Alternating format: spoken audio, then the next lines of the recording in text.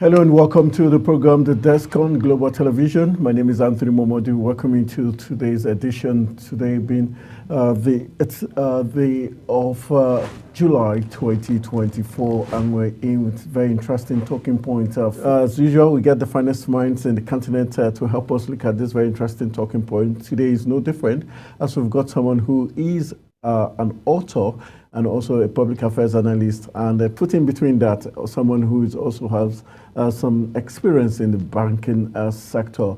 Being our guest on today's edition, we've got Adabugo Uzo as our guest on today's edition of the program, The Desk.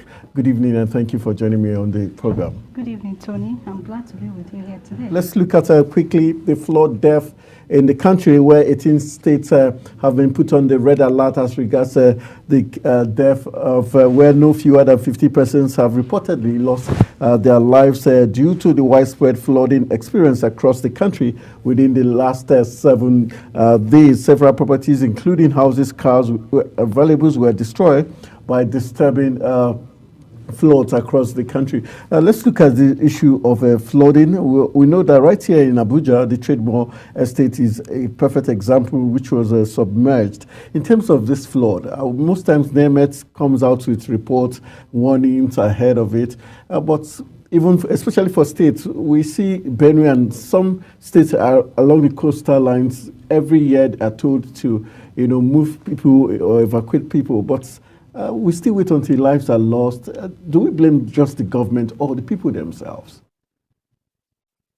It's a two-way thing, because the government should be blamed, because if you go to those places, things both structurally, like infrastructures that should be in place, are not there or are not fully there. Now, there is also human impact, behavior, like maybe, I'm not too much into agriculture, but there should be some kind of what is called shifting cultivation of lands. But you see, because of hunger, because of I want to make money, you see Nigerians cultivating land severally without giving the land some space to breed. So when such lands are overused, they are weak. And when heavy rains come and it washes off things. That is on the side of the people, the farming-based communities. Now, come to Abuja, for instance, it's not a farming-based community. You now look at the topology, the assignments of the type of structures that should be in a particular area.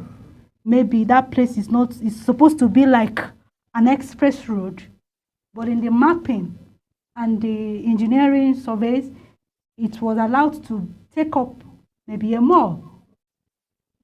Okay? Because if we have good scientists in Nigeria, especially in NIMET or other geographic related subjects, and the government is doing what it's supposed to do, all this, we understand that Nigeria didn't start well as a democratic nation. Yes, we didn't start well, because it's like we took that mandate or that baton and ran with it, not exactly knowing where we're running to. All right. So many errors have been committed in such that anybody that comes in is overwhelming the things you need to clear. All right. To even take Nigeria ahead. All right, so I think that's how much our time is going to allow us today. I want to say a big thank you to you, Adabugo Uzo, for joining me on today's edition of the program, The Desk. And for the want of time, that's where we're going to call it a wrap. I want to say thank you very much for always being part of the program. My name is Anthony Momodu, saying thank you. Let's do this again tomorrow on another edition of the program, The Desk. Good evening.